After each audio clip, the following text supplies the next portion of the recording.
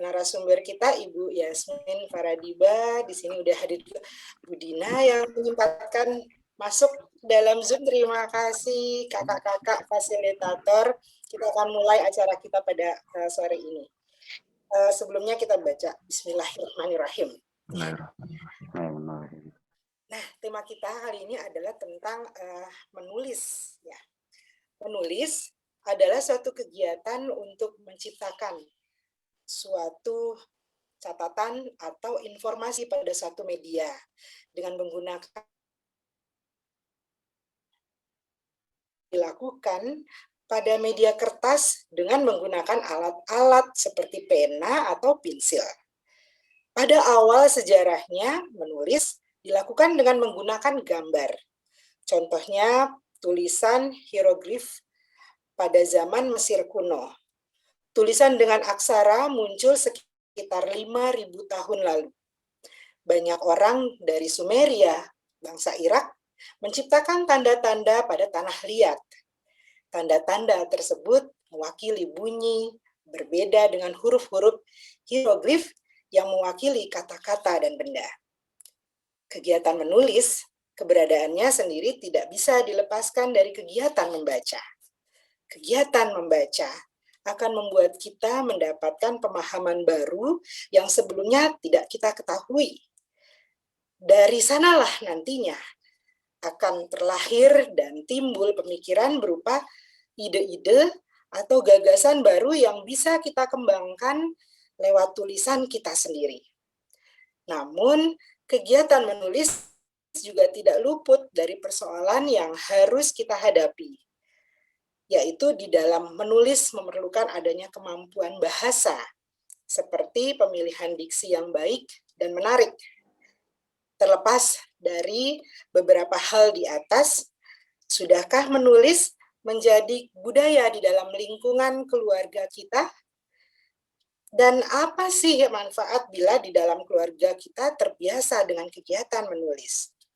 Kali ini, Satu Rumah Satu Pendongeng hadir kembali pada kegiatan diskusi virtual bersama narasumber kita kali ini, Ibunda Dr. Anda Yasmin Faradiba, MPD, yang juga seorang dosen PG PAUD di Universitas Negeri Jakarta.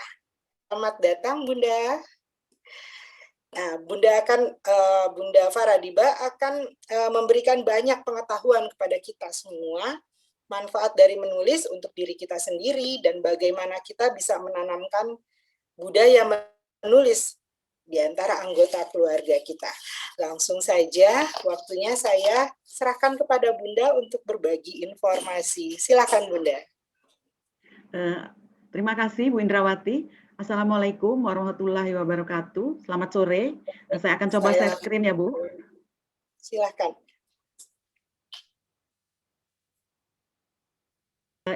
Topik kita hari ini adalah manfaat menulis di lingkungan keluarga. Jadi kalau nama saya itu namanya Yasmin Faradiba Abidin. Tapi itu nama ayah saya tidak masukkan. Ini harusnya MPD belakangnya. MPD. Oh, iya. Ya. Saya mungkin kelupaan menulis atau kehapus, mohon maaf ya. Oke, kita lanjut. Mohon maaf Bu Nur, ada kurang D-nya, D kecil ya. Lanjut, ya. Pengertian menulis. Jadi kalau kita ingin membicarakan tentang manfaat menulis dalam keluarga, tentu kita mulai dulu dari pengertian menulis.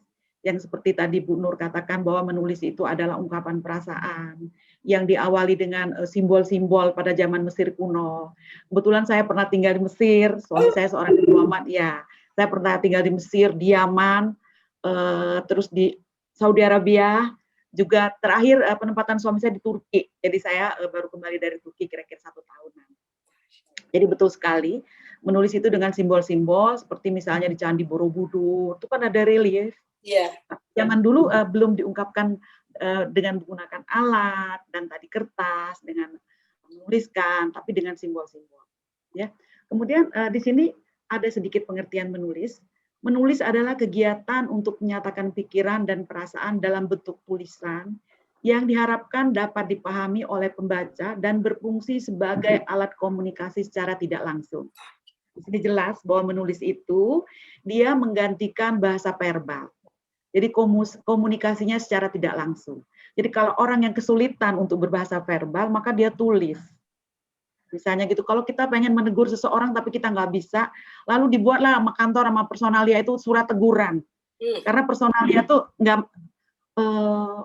keberatan atau dia nggak mampu melakukan itu, udah tulis aja deh gitu. Atau juga dengan bahasa simbol, misalnya dengan bunga untuk menyatakan misalnya kasih sayang, misalnya selamat ulang tahun temanku yang baik ini. Lalu karena kurang bisa menyatakan, saya nggak tahu ada sesuatu mungkin sehingga ngirimlah bunga bahasa simbol. Tapi yang jelas menulis itu komunikasi secara tidak langsung yang bisa mewakili bahasa verbal. Kemudian lanjut di sini. Sebentar Pak, tadi pakar belum masuk ke pakar, naik dikit Pak. Nah, nih, menulis adalah satu kegiatan yang meluangkan pikiran, gagasan, dan perasaan seseorang yang diungkapkan dalam bahasa tulis. Dalam pengertian lain, menulis adalah kegiatan untuk menyatakan pikiran, perasaan dalam bentuk tulisan yang diharapkan dapat dipahami oleh pembaca dan berfungsi sebagai alat komunikasi secara tidak langsung. Sama aja dengan yang tadi. Jadi dia mewakili bahasa verbal. Kita lanjut. Ya, lanjut. Nah, menulis menurut pakar. Saya tidak bisa meninggalkan pakar, apalagi saya akademisi, nanti saya ditegur kalau nggak bawa mereka. Pakar sekarang kenceng-kenceng ya Kak Resa. Nanti habis saya kalau nggak membawa mereka. Gitu. Kok bisa-bisanya nih ngomong menulis apa-apaan nih, bawa kita dong ya, emang harus. Lalu menurut pakar Pak Harnowo, pengertian menulis adalah upaya melahirkan perasaan dan pikiran lewat bahasa tulis. Secara garis besar, penulis pun juga meluangkan ide gagasan agar dibaca oleh orang lain. Jadi Harnowo mengatakan bahwa menulis itu menambah kecerdasan. Karena di sini kan menuangkan ide gagasan yang dibaca oleh orang lain. Berikutnya, Nur Jamal dan Sumirat Darwis. Beliau menerangkan bahwa menulis merupakan sebuah keterampilan berbahasa, merupakan kemampuan seseorang di dalam mengemukakan gagasan, perasaan, dan juga pemikiran-pemikiran yang dimiliki kepada orang atau pihak lain yang menggunakan semua media tulisan. Tetap, Harnowo mengatakan tadi itu membuat orang menjadi cerdas, menulis. Sumirat juga bilang iya, Nur Jamal, Sumirat, dalam Sumirat, Darwis itu mengatakan bahwa dia menuangkan pemikiran-pemikiran yang dimilikinya. Jadi dengan kata lain, menulis itu juga membuat orang menjadi cerdas. Lanjut, Pak. Nah, ini Haregrove dan Potet, pengertian menulis pertama kali dikemukakan oleh Haregrove dan Potet disampaikan dalam Abdurrahman, di mana menulis adalah upaya menggambarkan tentang pikiran, ide, perasaan dalam bentuk simbol. Nah, seperti yang Bu Nur tadi katakan, menulis itu dalam bentuk simbol. Simbol yang dimaksudkan di sini adalah simbol sistem bahasa penulisan. Bahasa tulisan inilah yang digadang-gadang sebagai media sarana komunikasi. Ini berupa simbol-simbol tadi. Katakanlah simbol relief Mesir kuno misalnya. Itu misalnya ada di tempat-tempat tertentu, misalnya ada Sphinx di sana, itu merupakan simbol bahwa kejayaan Mesir kuno misalnya. Dan Cleopatra udah jelas dengan simbol yang wah ya. Kemudian dikatakan simbol karena dahulu menulis tidak sekedar disusun dalam susunan kata, tetapi di zaman dulu itu bisa juga dibuat dalam bentuk relief. Kalau kita nggak usah nyebutin Mesir, tapi kita punya Candi Borobudur. Candi Borobudur yang begitu megah, tapi sayang dikalahkan oleh Petra. Petra di Jordan. Kalau kita mengunjungi Jordan, di kiri kanan jalan di Petra itu ada relief yang dibuat oleh Raja Nebukadnezar. Candi Borobudur yang reliefnya begitu banyak digeser oleh relief yang dikit gitu. Kayak ukiran-ukiran kayu kalau Anda pergi ke Jordan. Saya sudah lihat, Bunda. Sudah lihat kan? Ke Jordan, udah lihat Petra. Tidak ada apa-apanya. Ya. Tapi dia menggeser Candi Borobudur, ya. Kalau Candi Borobudur kita jempol, ya. Kemudian membuat prasasti masih banyak lagi. Nah, kemudian baru-baru ini bentuk komunikasi tulis itu bisa dalam simbol huruf dan menjadi sebuah kalimat. Nah, dia dalam bentuk simbol huruf tapi bisa menjadi sebuah kalimat. Lanjut, Pak. Sekarang tujuan menulis. Tujuan menulis di sini ada dua. tujuan menulis itu secara umum dan secara si penulis sendiri. Nah, tulisan secara umum ini memberitahukan atau menjelaskan karangan atau eksposisi. Dia ingin memberitahukan sesuatu, kemudian menjelaskan karangannya, itu yang dikatakan eksposisi. Yang kedua, meyakinkan atau mendesak. Si penulis ingin menulis sesuatu supaya meyakinkan bahwa tulisannya itu benar, begitu loh. Ada penulis, katakanlah penulis pada waktu kita kepingin kita diakui. Kita menulis sesuatu supaya tulisan kita ini meyakinkan orang. Dan ini ada psikologis tersendiri, bagaimana cara. Kalau Bung Karno kan terdengar dengan oratornya, dia berbicara bisa meyakinkan orang. Nah, bagaimana penulis ini menulis sehingga bisa meyakinkan pembaca kalau itu benar gitu loh. Jadi dia bukan hoax gitu. Kadang-kadang juga ada masuk berita-berita, ya udah kita nggak usah bahas itu ya. Kemudian menceritakan sesuatu berupa narasi. Ini biasanya menceritakan sesuatu berupa narasi. Si penulis menceritakan apa-apa yang dia alami misalnya. Biasanya tuh pada yang berbentuk narasi ini pada anak sebentar lagi nih. Sebentar lagi ini kan pembelajaran jarak jauh atau belajar dari rumah akan segera berganti menjadi tatap muka. Biasanya guru pada waktu nge-zoom dia akan mengatakan, anak-anak, minggu depan kita akan masuk, kita akan mulai tatap muka pelajaran. Tolong anak-anak buat cerita apa saja yang sudah dilakukan di rumah selama masa belajar dari rumah BDR. Dia berupa narasi. Dia cerita anak-anak. Selama di rumah, hari Senin, hari ini ke rumah nenek, bermain, dan sebagainya. Kemudian yang keempat, mempengaruhi pembaca. Kalau tadi meyakinkan bahwa tulisannya itu supaya pembaca yakin, ini mempengaruhi. Bagaimana cara penulis selain orator, kalau orator dia ingin mempengaruhi orang dalam pidatonya, tapi bagaimana ini mempengaruhi pembaca tulisannya. Kemudian menggambarkan sesuatu. Jadi menggambarkan sesuatu, dia menggambarkan apa yang dia tulis sesuai dengan kejadiannya. Oke, lanjut.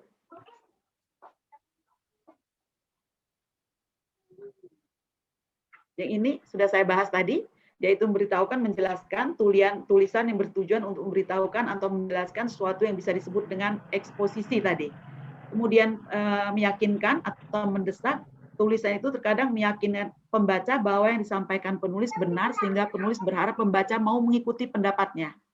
Berikutnya menceritakan, yang tadi sudah saya katakan juga, berupa narasi, kemudian mempengaruhi pembaca. Tujuan sebuah tulisan terkadang untuk mempengaruhi pembaca agar mengikuti kehendaknya.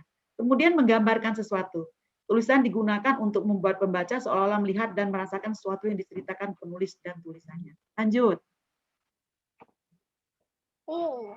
Berikutnya, tujuan penulis dari segi pengarangnya. Pertama, penugasan. Karena dia mendapatkan tugas.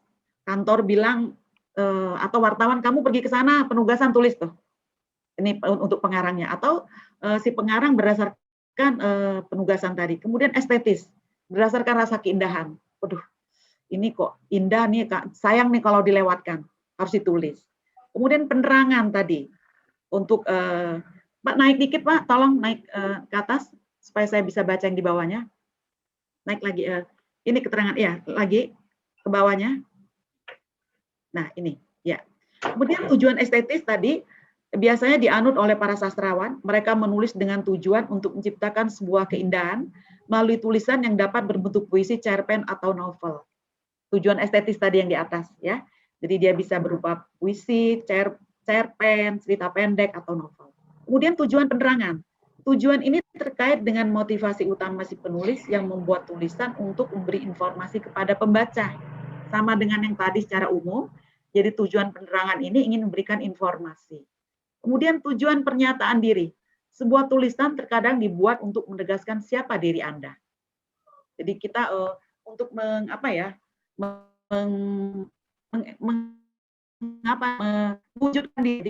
tujuan pernyataan diri. Kemudian tujuan konsumtif itu udah nggak aneh lagi. Jadi misalnya kalau kita membuat buku, kita berharap buku itu dibeli oleh pembaca, kemudian laku dan terjual banyak. Lanjut lagi. Lanjut Pak atasnya. Makasih. Lalu di sini muncul pertanyaan bagi kita, apa sih manfaat menulis itu? Kita akan bertanya kan, manfaat menulis bagi keluarga, yaitu menemukan sesuatu, sebuah ide baru, melatih kemampuan berorganisasi ide, melatih sikap objektif, problem solving, menjadi aktif. Menemukan sesuatu yang baru. Ya, di sini menemukan sesuatu yang baru. Ke atas, Pak, atasin lagi. Menemukan sesuatu, ke atas, ya. Menemukan sesuatu yang baru. Kegiatan menulis ialah sebagai sarana untuk mendapatkan, menemukan sesuatu yang baru, bisa mengangkat ide dan juga informasi yang ada dalam bawah sadar kita. Jadi kita menulis itu membuat suatu ide yang baru. Kegiatan menulis bisa memunculkan suatu ide yang baru. Kemudian ya kegiatan bisa juga kegiatan menulis ialah membawa sarana dapat menemukan sesuatu dalam artian bisa mengangkat ide dan juga informasi yang dalam bawah sadar kita. Jadi dia bisa mengangkat ide kita. Kalau kita punya ide-ide, jangan ditahan-tahan, kita tuangkan dalam tulisan. Kemudian kegiatan menulis bisa memunculkan sebuah tadi ide baru. Kemudian ketiga, kegiatan menulis bisa melatih kemampuan mengorganisasi dan juga menjernihkan berbagai konsep atau ide yang kita miliki. Juga dia bisa menjernihkan konsep yang kita miliki. Kemudian 4, kegiatan menulis bisa melatih sikap objektif yang ada di diri kita. Jadi kita akan lebih objektif kalau kita menulis. Jadi subjektifnya hilang, ya. Walaupun ada karangan-karangan yang subjektif, ya. Kemudian yang kelima, kegiatan menulis bisa membantu diri kita supaya berlatih memecahkan beberapa masalah sekaligus. Nah, problem solving di sini. Jadi dia bisa sebagai problem solving. Jadi kalau kita nggak bisa, tadi yang saya katakan personalnya nggak bisa marahin pegawainya, dia kesulitan gimana solusinya? Dia menulis, membuat surat.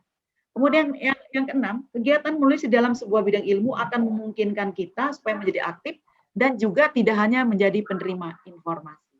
Jadi akan menjadi aktif, tidak hanya pasif. Lalu itu saja yang saya sampaikan sore ini. Terima kasih.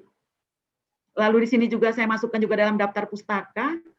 Saya katakan tadi kalau saya tidak bawa para pakar-pakar dan daftar pustaka, nanti saya disapu habis. Terima kasih banyak. Saya kembalikan kepada Bu Nur. Terima kasih Bunda. Ya. Luar biasa. Begitu besar manfaat menulis. Kita itu belajar menulis kalau sekarang dari PAUD bahkan ya. PAUD udah belajar menulis TK, SD sampai jenjang kuliah bahkan sampai sekarang kita tetap. Tapi ada kalanya kita merasa kesulitan Bunda. Ketika dibilang, ayo dong tulis, bikin buku. Wah, aku nggak bisa nulis. Itu bagaimana Bunda? Saya dari PAUD ya, beranjak dari PAUD. Dari menulis, di PAUD itu bisa mengembangkan 5 aspek di PAUD. Sebetulnya 6, tapi kemarin keluar Permen 57 tahun 2021 menjadi 5. Jadi dengan menulis itu ada 5 faktor. Sebelum tadi jawab pertanyaan tadi ya, ada 5 faktor. Yang pertama, dengan menulis itu bisa mengembangkan aspek kognitif, kecerdasan pada anak. PAUD ya, karena PAUD itu 0 sampai 8 tahun menurut Permendiknas. Tapi mohon maaf ya, saya bukan membicarakan soal agama, mungkin ada yang agama lain, tapi dalam ayat Al-Quran, saya tidak tahu persis, tapi pada waktu itu saya kebetulan ditugaskan ikut suami di Saudi Arabia, lalu ada penceramah dari Malaysia, dia mengatakan bahwa dalam Al-Quran PAUD itu 0 sampai 11 tahun. Nah, tapi dalam Permendiknas yang kami pakai di PAUD itu 0 sampai 8 tahun. Jadi menulis itu bisa mengembangkan, tadinya 6, seni. Yang ke-6-nya itu cuman baru keluar Permendiknas ini, jadi 5. Yang pertama adalah aspek kognitif. Jadi menulis itu bisa mengembangkan aspek kognitif pada anak. Ya. Yang kedua, aspek kognitif dia berpikir. Aspek kognitif itu berkaitannya dengan IQ, dengan kalau kita udah bicara kognitif berkaitannya dengan IQ, dengan kecerdasan. Dia bisa mengembangkan kecerdasan yang pertama. Yang kedua, menulis itu bisa mengembangkan psikomotorik. Dia menulis pakai tangan, itu gerakan psikomotorik. Yang ketiga bisa sosial emosional, mengembangkan sosial emosional ketika dia share, dia berbagi, atau dia bilang, atau bertanya kepada mamanya, "Ma, ini gimana sih?" Atau saya pengen menceritakan ini bagus nggak sih? Misalnya gitu dia bertanya, dia share. Lalu mengembangkan bahasa.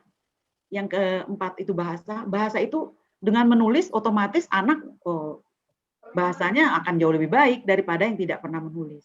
Yang kelima adalah moral agama. Itu juga bisa dikembangkan lewat menulis. Nah, lalu tadi ditanyakan oleh Bu Nur ya, kalau tidak salah tadi, bagaimana tadi apa Bu Nur? Bagaimana? Cenderung kita merasa tidak bisa menulis, padahal kita belajar menulis itu bahkan sudah dari TK ya. Ya, betul. Jadi sebetulnya perlu latihan, ya. Juga perlu diulang-ulang. Lancar kaji karena diulang. Jadi perlu diulang-ulang, perlu latihan. Lalu diulang-ulang dalam artian gini. Kalau kita sudah mempunyai ide, jangan ditunggu-tunggu, langsung dituangkan. Entah itu setengah lembar, entah itu selembar. Juga kalau misalnya saya suka memberi tugas kepada mahasiswa, tolong Anda buat tulisan. Suaranya masih. Tolong Anda buat tulisan mengenai mengenai ambil data, misalnya tulisan mengenai pembelajaran anak PAUD di masa pandemi ini misalnya. Kemudian mahasiswa, Bu, saya kesulitan. Terus saya katakan selembar, setengah lembar, kamu kirim tulisannya ke saya misalnya. Jadi kita mencoba, walaupun sedikit coba tulis dulu. Ya. Kemudian harus ada pembiasaan. Lancar kaji karena diulang. Jadi kita coba, trial and error, lama-lama bisa. Ya. Iya. Itu sementara, Bu. Jadi bukan faktor bakat menjadi penulis ya. Sebenarnya semua orang bisa ya Bunda ya. Nah, persoalan dia mau mencoba dan kemudian dia mau terus berlatih ya. Dicoba dan kemudian berlatih. Nah, oke Bunda, terkait dengan penguatan literasi di dalam keluarga. Tadi kalau untuk menulis itu dia juga harus punya budaya membaca yang baik. Adakah saran dari Bunda untuk bisa kita semua masyarakat Indonesia, saya pribadi ya, itu bisa menumbuhkan budaya membaca dalam rumah? Ya, bagaimana cara menumbuhkan budaya membaca dalam rumah? Tentu saja kalau di rumah itu pertama itu harus ada fasilitasnya. Bagaimana mungkin anak kita mau membaca kalau nggak punya fasilitas, tidak punya buku, atau dia harus membaca keluar dari rumah, katakanlah ke perpustakaan. Seperti kalau di Jakarta ini agak sulit ya cari perpustakaan, misalnya kayak di luar negeri ada di jalan buku-buku, besok-besok kita naruh buku di situ gantian pinjem terus kembali lagi, itu kan lebih gampang. Di Depok ada perpustakaan Kota Depok, saya pustakawannya. Alhamdulillah, ya bagus. Jadi melatih supaya bisa membaca. Tentu saja yang tadi saya katakan harus ada fasilitas yang ada.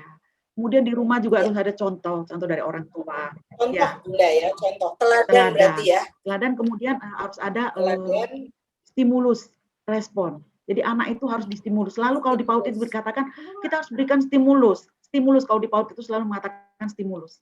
Jadi harus ada respon. Bagaimana bentuknya, ya? Bunda? Bagaimana bentuk stimulus yang bisa orang tua lakukan di dalam keluarga? Tadi yang pertama contoh. Jadi orang tua harus memberikan contoh untuk membaca, mengajak anak-anak yang membaca. Jadi tidak diharuskan, tapi ada buku di situ, dimulai dengan bercerita, dongeng, karena bercerita dan dongeng itu merupakan salah satu metode yang nomor 1 di PAUD. Kalau mahasiswa saya membuat karya inovatif, mereka memberikan misalnya judulnya pengembangan buku aktif untuk mengembangkan aspek kognitif pada anak. Mereka ajukan ke saya selalu katakan masukin ceritanya, tambahkan cerita. Kalau dia mengembangkan aspek kognitif, misalnya dia mengatakan pada suatu hari di rumah, di buku aktif ya, di rumah seorang nenek ada pohon mangga di sebelah kanan 2, di depan 2, di belakang 3. Lalu setelah dihitung ada berapa pohon mangga di situ. Ini cerita untuk mengembangkan aspek kognitif. Metode bercerita. Mirima mau pipis itu, Mi.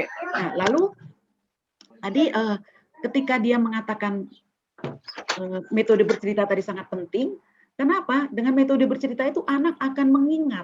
Anak bisa membedakan mana yang baik benar dan salah. Kadang-kadang anak tidak bisa membedakan mana yang baik benar dan salah. Tapi ketika dengan bercerita mengatakan misalnya topiknya Cecep anak yang nakal misalnya. Cecep anak yang nakal. Sehingga di situ jelas mengatakan bahwa ada perbedaan di situ. Dalam artian ini yang baik dan benar dan yang salah. Cecep baik, mau disuruh ibunya belanja. Tapi dia main dulu. Sehingga pulang dia lupa untuk belanja. Itu baik, tapi tidak benar. Nah, kemudian tadi pembiasaan di rumah, contoh dari orang tua. Lalu harus diadakan juga reward. Reward itu ketika anak mulai membaca, mulai lihat buku, orang tua harus memberikan reward. Reward itu pertama Pertama, dia boleh berupa coklat, misalnya. Kalau kamu bisa membaca buku ini dan menceritakan kembali, nanti mama kasih coklat, misalnya. Tapi reward ini harus ditarik. Nggak boleh terus dia baca coklat, nggak Iya, bisa. benar. Jadi ya, ketika dia selesai baca, kalau dia udah, sekali aja coklatnya. Jadi janji kalau kamu, Bu Guru janji kalau kalian nanti, atau Mama janji kalau kamu bisa membaca satu buku. Ini tentu saja bukan buku yang banyak ya kalau buat anak-anak. Mungkin buku cerita kayak Celengan Ayam untuk sahabat, buku saya itu mungkin ya kata-katanya nggak boleh banyak-banyak juga. Nah kalau dia bisa menyelesaikan membaca itu dan bisa menceritakan kembali, bisa dikasih reward, diberikan, nanti mama akan kasih coklat kamu, tapi reward ini nggak boleh terus-menerus, nanti jadi habit, jadi harus ditarik besok-besok. Jadi untuk sementara itu Ibu. Iya. Ya. Terkait tentang keteladanan Bunda. Ya. Nah, tadi Bunda bilang harus mulai dari kita sebagai orang tua, gitu. Artinya ayah ibu juga harus membuat pembiasaan pada diri sendiri untuk membaca di depan anak-anak atau menulis, membuat tulisan seperti itu ya Bunda.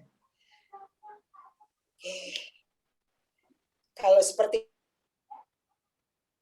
itu banyak sekali orang tua yang kami temui ya, selalu merasa wah udah matanya udah nggak bisa nih buat membaca, wah udah nggak sempat waktunya untuk membaca. Nah menurut Bunda bagaimana ini? Mungkin persoalannya mengatur waktu ya, atau mungkin ketika membaca ternyata sudah terkendala dengan mata ya, mungkin sudah tidak bisa terlalu lama di situ. Artinya ada tips-tips lain Bunda? Tips-tips untuk orang tua memberikan contoh ya? Ya, memberikan contoh, apa tadi? Memberikan contoh? Untuk menjadi teladan. Dalam ya. Kalau di rumah itu memang yang jadi contoh itu orang tua di rumah itu, karena anak itu pertama sekali mendapatkan rule, aturan itu di rumah. Sekolah luar itu hanya memperhalus yang ada di rumah. Contohnya, sebelum kita masuk ke jawaban pertanyaan tadi, contohnya, ketika di rumah orang ibu mengatakan, "Ayah, makan nak, silakan makan." Walaupun berantakan di meja, tetapi begitu masuk ke sekolah itu udah ada timing. Jam 8 harus sampai di sekolah dimulai. Di rumah belum ada waktu. Kemudian ketika anak makan berantakan, Bu Guru mengatakan, "Anak-anak, makannya yang rapi." Di rumah masih boleh berantakan makan. Tapi di sekolah itu merapikan semua yang dari rumah. Jadi betapa penting yang dari rumah ini, dasar segala sesuatu didapatnya dari rumah. Contoh tadi. Contoh memang kadang-kadang orang tua capek ya. Tapi harus punya tanggung jawab ya. Memang capek, kita harus punya tanggung jawab. Dalam artian tanggung jawab sebagai orang tua pada anak. Dan itu bukan tanggung jawab di dunia aja, di akhirat juga kita akan ditagih. Kalau kita menceng-menceng, waduh berat ya. Berat sekali. Nah, bagaimana memberikan teladan supaya anak bisa mulai membaca tadi ya, membaca teladan dari rumah. Yaitu tadi, orang tua harus memberikan contoh-contoh yang baik. Contoh yang baik, kemudian selalu mengingatkan, jangan lupa, jangan bosan-bosan untuk mengingatkan. Misalnya kamu, kalau memberikan contoh agak sulit, tapi mengingatkan mungkin. Kadang-kadang anak kita masih kecil sampai gede pun tetap harus diingatkan untuk yang baik-baik gitu loh. Jadi memberikan teladan tadi kadang-kadang capek, nggak mungkin bisa, harus bisa. Tanggung jawab sebagai orang tua, jangan lari. Kalau mau selamat dunia akhirat jangan lari. Iya. Itu dalam banget kalimat jangan lari. Iya. Harus, capek apapun harus. Malah di kantor pun kita harus kontak dengan anak kita walaupun ada suster anak. Di kantor pun harus kontak gitu. Itu saja Bu Nur. Iya, terima kasih. Bunda, di sini hadir Kak Resa juga. Iya. Boleh kita dengar Kak Resa bagaimana ini? Kak Resa ini sebagai pendongeng, sebagai pegiat satu rumah, satu pendongeng. Banyak sekali pengalamannya, temuan-temuan di lapangannya. Boleh sharing Kak Resa dengan kita semua. Bagaimana sih membedakan literasi, membaca, menulis, mendongeng bahkan, dan nggak boleh lari. Silakan Kak. Terima kasih Bu Indra. Suara saya masuk ya? Masuk, jelas. Aman ya? Oke. Masuk, bagus. Ya, salam kenal Bunda Yasmin, senang sekali bisa ketemu sore ini secara virtual. Nah, saya juga mau ucapin terima kasih buat Kak Oot sama Kak Dina yang udah hadir urun temu ya. Nanti boleh kita sharing-sharing juga. Eh, ini terkait ini Bunda Yasmin, kita kan sedang menggulirkan sebuah upaya yang kita namakan gerakan satu rumah satu pendongeng. Nah, itu muncul dari kegelisahan dan impian kita untuk menghangatkan kembali komunikasi di dalam rumah, membangun komunikasi positif antar setiap personil di dalam rumah, sehingga berbagai tantangan yang muncul, yang dirasakan semakin berat akhir-akhir ini, itu bisa diatasi dengan lebih mudah dengan adanya pola komunikasi yang terbuka dan positif sejak anak-anak usia dini bersama orang tuanya. Gitu. Nah, salah satu yang kita gulirkan adalah dengan kegiatan-kegiatan adik bercerita, adik mendongeng, kakak mendongeng, dan ayah bunda mendongeng. Tapi memang di dalam program yang kami rancang ini, itu terintegrasi antara membaca, menulis, dan mendongeng. Karena memang ini nggak bisa terpisahkan gitu, tidak terpisahkan. Nah, yang menarik bagi kami, ini mumpung datang ahlinya nih muncul nih, kita pengen banget dapat satu pencerahan dari Bunda Yasmin. Ketika anak-anak masih dalam usia dini, tentu saja yang membuat mereka terstimulasi itu adalah bahasa verbal ya, dari audio maupun perilaku tadi. Makanya saya sangat setuju tadi dengan garis bawah kata-kata nggak bisa lari itu ya baik tindakan dan perbuatan. Karena mungkin anak-anak belum bisa membaca tulisan, tapi dia bisa membaca ekspresi dan gerakan serta perilaku orang tua dan orang-orang di sekelilingnya. Nah, terkait dengan menulis, terkait dengan menulis. Kita sekarang ada di periode yang sangat cukup membingungkan kalau menurut saya. Secara umum kita ketahui bahwa anak-anak di usia mungkin di bawah 5 tahun ya belum perlu diajarkan menulis dan berhitung. Tetapi ketika dia udah mau masuk ke jenjang pendidikan berikutnya, bukan kadang-kadang, seringnya dipersyaratkan harus sudah bisa membaca dan berhitung. Gitu. Nah, sebenarnya tinjauan dari segi keilmuan itu seperti apa ya, Bunda Yasmin? Nah, kemudian bagaimana sih membangun sebuah budaya atau kebiasaan menulis di rumah sehingga menulis itu jadi mengasihkan, bukan jadi siksaan gitu. Karena kalau yang ini saya alami sendiri, kayaknya dulu tuh waktu sekolah nulis itu siksaan deh, sesuatu yang dibebankan gitu. Padahal ternyata setelah selesai sekolah itu jadi salah satu sarana Benar. stress release gitu loh sebenarnya. Bahkan sebelum terbiasa mendongeng, saya dulu terbiasa menulis, tetapi mungkin porsi ya. Ketika porsinya lebih banyak bertutur, menyampaikan pendapat secara verbal, kebiasaan menulisnya sedikit turun gitu loh, jadi kurang kebiasaan nulisnya. Nah, untuk ngebangun kebiasaan itu dalam rumah tangga, gimana Bunda Yasmin? Itu sih yang saya pengen dapat pencerahannya nih dari Bunda Yasmin. Terima kasih. Ya. Terima kasih banyak Kak Resa. Saya coba Bu Nur, saya coba jawab langsung gimana? Moderator? Oh langsung aja ya, kita langsung. Yang ingin saya jawab, yang sangat mengetuk hati saya, menggelitik dari Kak Resa tadi, mengenai anak-anak belum boleh diajarkan calistung, baca, tulis, dan hitung, tapi di PAUD sudah diajarkan. Sedangkan itu harus diajarkan di SD. Ya, memang secara harusnya, memang aturan mainnya, anak-anak di PAUD itu tidak boleh diajarkan calistung, tapi mereka mengenal simbol-simbol. Makanya di ruang PAUD itu ada pohon huruf, ada pohon angka, kemudian di PAUD itu diajarkan konsep sebetulnya. Misalnya contoh konsep. Misalnya lagu Lihat Kebunku Penuh Dengan Bunga.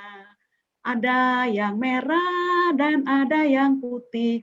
Kemudian anak di kelas itu tunjukkan, Bu Guru, ini yang warna merah ya Bu Guru, ini yang warna putih. Itu yang diajarkan di PAUD, bukan baca tulis, konsep. Mengenal perbedaan warna merah dan putih. Kemudian lagi, Bu Guru menyanyikan lagu, ular naga panjangnya bukan kepala, menjalar-jalar ke sana kian kemari. Kemudian anak-anak mengatakan, Bu Guru, yang panjang tuh yang ini ya Bu Guru. Dia bawa penggaris panjang. Yang pendek yang ini ya Bu Guru. anak menemukan konsep panjang dan pendek. Ya. Itu yang harus diajarkan di PAUD. Bukan anak dia harus menuliskan nama A, B Ya. diajarkan. Bukan itu. Dan ini kalau diajarkan di PAUD, baca tulis calistung ini, saya nggak tahu ya, tapi yang saya dengar akan ada pasal-pasalnya, tetapi dilematis. Kalau ini tidak diajarkan di PAUD, PAUD ini akan di blacklist oleh SD-SD. Ya. Anak-anak PAUD dari PAUD yang tidak diajarkan baca tulis calistung ini, SD nggak mau nerima, jangan terima PAUD dari itu. Anaknya goblok semua, nggak bisa menulis nama, nggak bisa baca tulis. Padahal mengajarkan calistung itu tugas guru di kelas 1 SD. Bukan tugas guru PAUD. Tapi guru kelas 1 SD mau makan gaji buta, dia mau terima jadi aja. Dia nggak peduli. Dilema lagi, PAUD kalau tidak mengajarkan calistung, orang tua akan menarik si anaknya. Dianggap PAUD tidak mutu. PAUD tidak mau kehilangan. Karena di situ guru-guru perutnya perlu makan. Betul. Perlu biaya gitu. Jadi saya katakan tadi di PAUD itu diperlukan yang tadi ada simbol huruf di situ. Ada huruf A, B, C, D. Kemudian guru mengatakan anak-anak ini dalam keranjang ini ada bola keranjang, kemudian ada huruf di situ. Kemudian anak mengambil huruf A yang dari keranjang tadi. Kemudian bu guru mengatakan coba cocokkan dengan yang di pohon huruf. Anak mengambil A cocok. Kemudian besok-besok anak-anak mengatakan, Bu, huruf nama ibu Y sama dengan huruf nama saya. Nama saya Yeni, misalnya nama dia, nama saya Yasmin. 2 hari lagi anak itu pasti bisa baca. Tapi dengan konsep, bukan diajarkan dada, didi, dadu, enggak. Itu di SD. Dan dikhawatirkan nanti, tapi ini menurut para pakar ya, para peneliti, saya lupa, tapi dikatakan dikhawatirkan nanti kalau udah digeber di PAUD, nanti begitu mahasiswa jadi males. Karena usianya belum matang. Matang itu diajarkan calistung itu setelah di SD. Di SD itu dia membedakan warna, membedakan bentuk, katakanlah membedakan warna misalnya, membedakan warna merah, putih, hitam, ya kemudian bentuk bulat, panjang, segi 4 misalnya.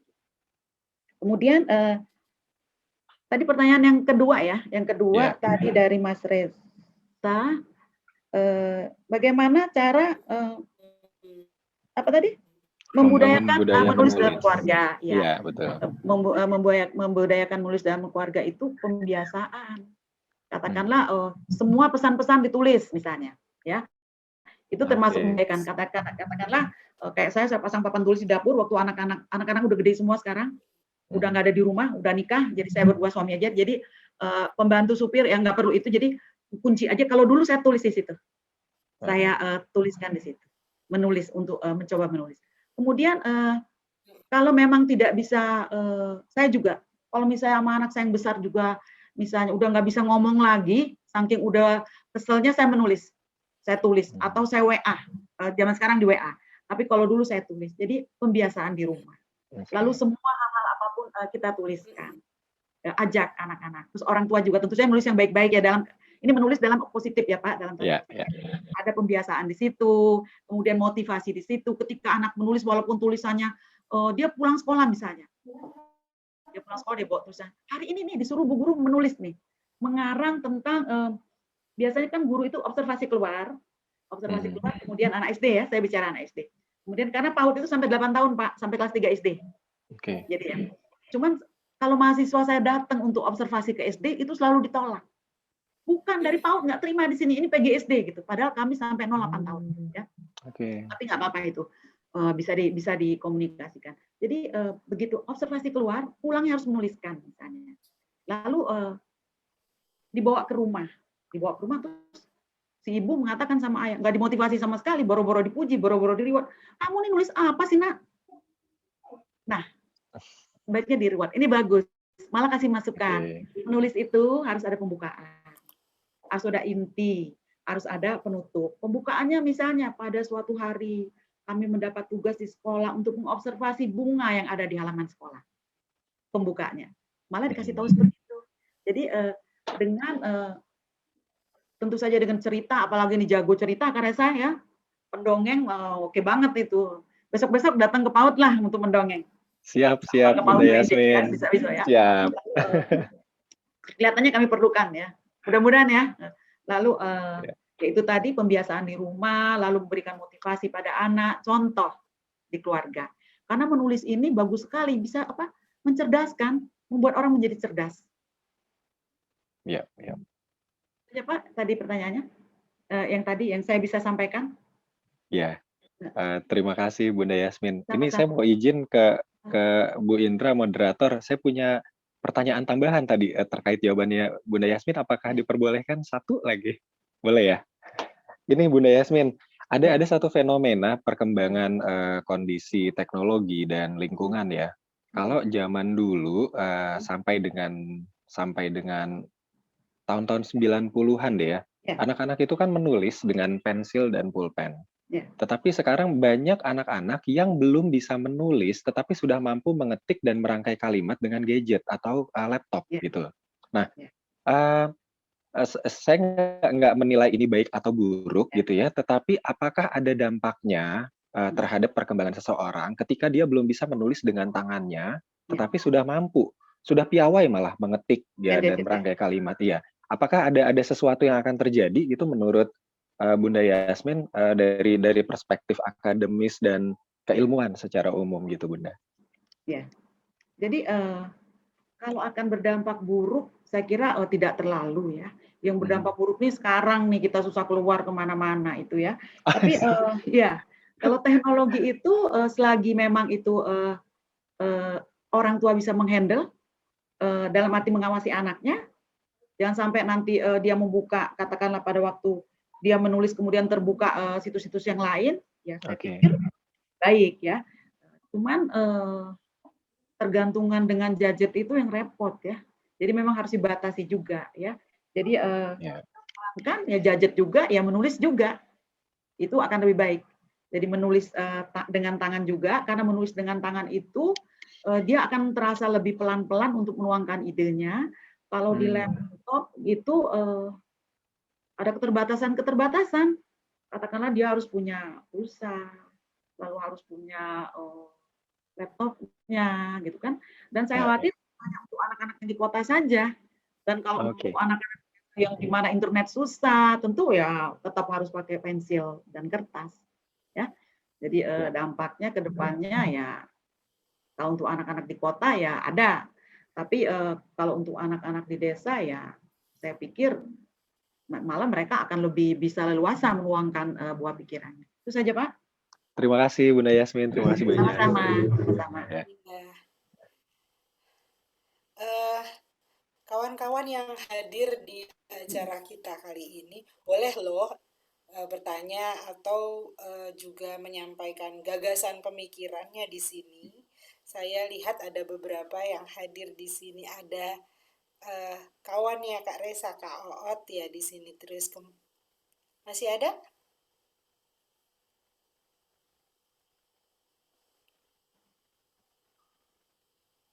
Iya, masih. Ada Kak Dina.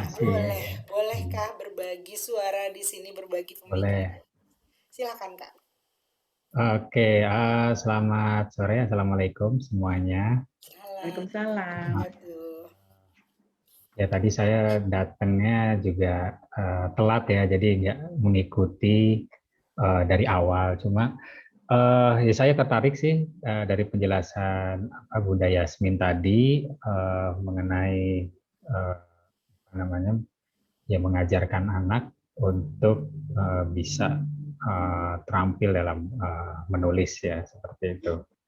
Nah kalau saya mungkin melihatnya ini ya apa ya membuat anak itu selain terampil menulis juga mungkin apa ya di dalam membuat tulisan si anak juga bisa mengekspresikan sesuatu apa yang dirasakan gitu kan. Sebab mungkin ini nih apa namanya ini saya aja sih cuma kemungkinan juga seandainya apa di kondisi rumah tangga yang secara komunikasi secara langsung mungkin sulit ya kan. uh, kalau terjadi sesuatu, ya mungkin ini bisa ya dilampiaskan bagi anak untuk coba melampiaskannya dalam sebuah tulisan seperti itu. Jadi Dan trauma healing begitu? seperti trauma healing, Stress healing, mungkin ya? mungkin bisa seperti itu karena Anger healing.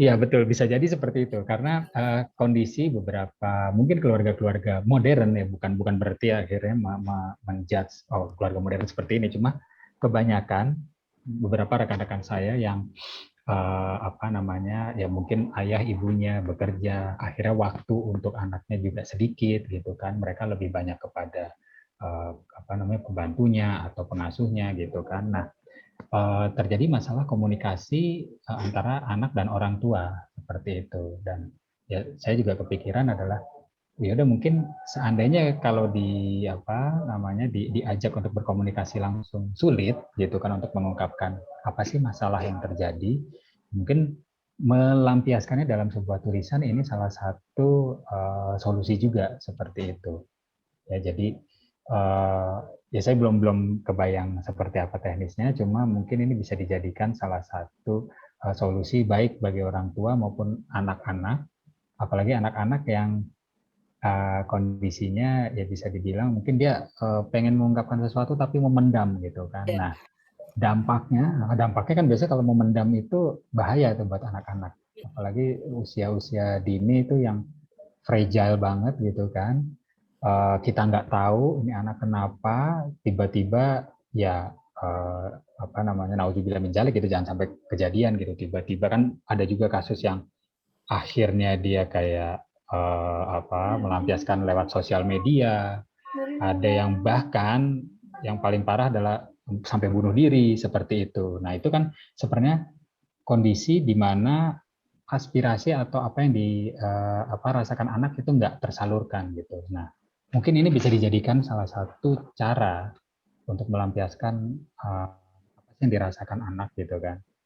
Nah, tinggal gimana sih kita meng-create-nya gitu supaya begitu melampiaskannya ke dalam suatu tulisan atau mungkin bisa jadi itu gambar gitu kan, itu bukan sesuatu yang beban apa ya, bukan sesuatu yang menjadi beban lah untuk si anak gitu. Jadi silakan dituliskan apa sih yang jadi kerisauan adik hari ini atau apa gitu. Ya, Itu sih menarik. saya. Menarik, Bunda.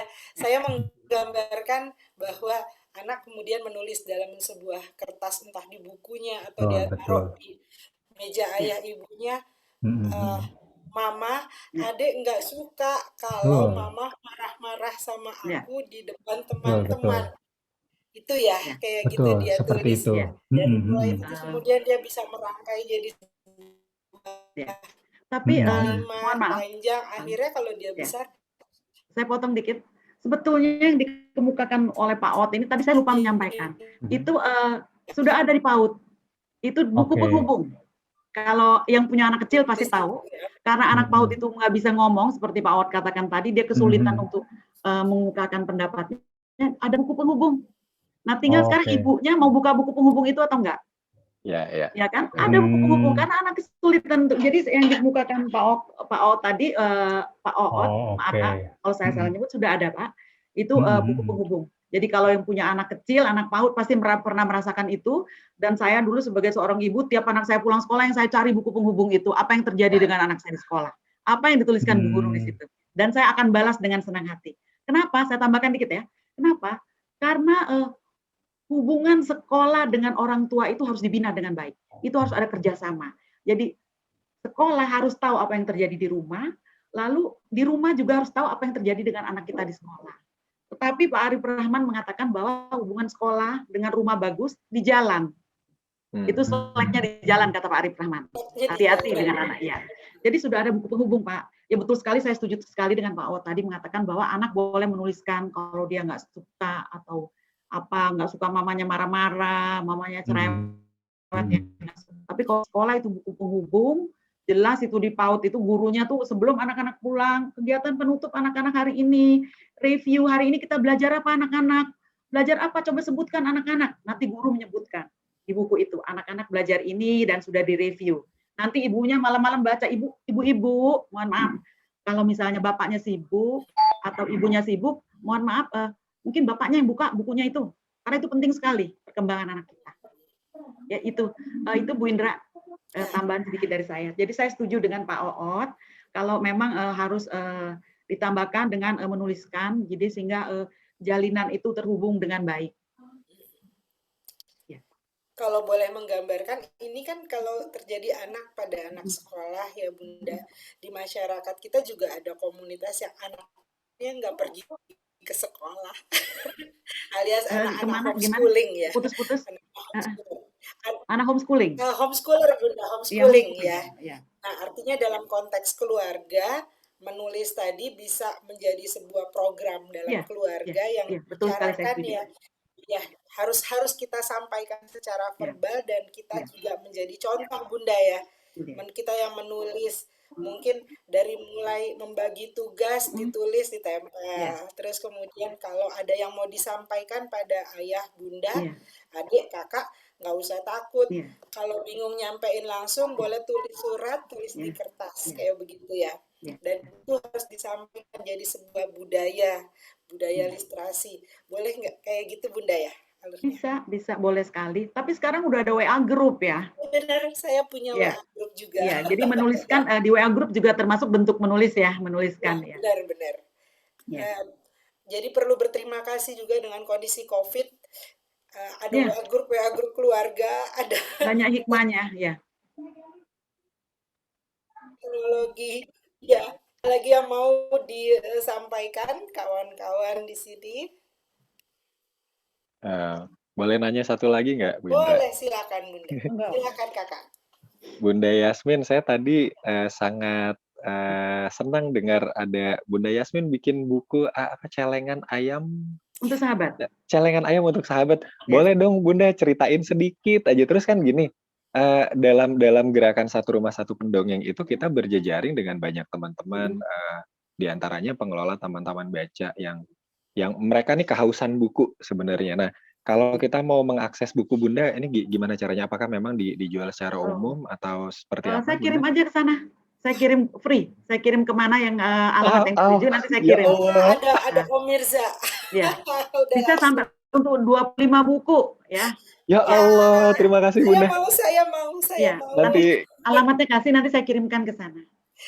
Baik Bunda Yasmin. Boleh ceritain sedikit nggak Bunda tentang celengan ayam untuk sahabat ini? Judulnya asik banget gitu. Betulnya buku itu udah lama, dibikinnya 2010. Buku itu tentang sebelum saya berangkat, sebelum ikut suami bertugas ke salah satu negara, jadi saya bikin buku itu. Karena awalnya saya ini dulu jurusan karena saya sarjana dari psikologi, kemudian saya ngajar di jurusan psikologi, tapi karena ikut suami saya diplomat kucing beranak pindah-pindah, alhamdulillah saya bisa ditampung kerja di UNJ, ditaruhlah saya di jurusan PAUD. Di PAUD saya bingung, saya mesti ngapain, ngajar mata psikologi perkembangan anak, psikologi perkembangan. Lalu saya pikir apa ya, karya saya buatlah buku cerita anak itu. Buku itu menceritakan tentang anak dari dua suku yang berbeda, tapi mereka bersahabat. Dari suku Jawa dan suku Irian. Kemudian kebetulan saya namakan anak saya yang perempuan itu Faiza, anak saya itu Habibah Faizatul Muna, sekarang lagi di kuliah, udah selesai di Ohio State University yang perempuan. Jadi saya namakan dia Faiza di buku itu.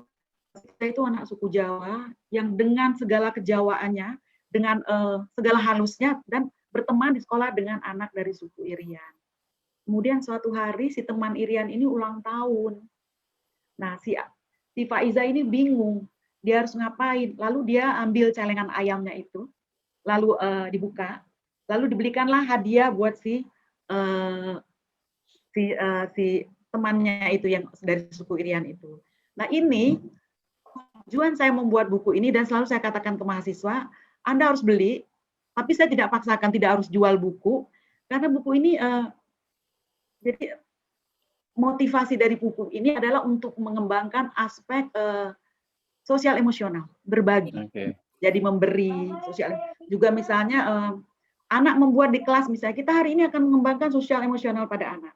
Lalu apa? Membuat kipas buat mama. Misalnya. Nah itu celengan ayam buat sahabat itu untuk mengembangkan aspek sosial emosional. Kalau kognitif lain lagi ya, kalau kognitifnya. Jadi itu ceritanya, berbeda suku, kemudian dia ingin berbagi, dia memecahkan celengan ayam itu lalu untuk memberikan hadiah pada Tabita, temannya itu namanya Tabita, Pak Iza dan Tabita. Begitu Pak Reza. Wah, Karena saya kirim bukunya nanti ke Mas itu aja, Mas Mirza ya.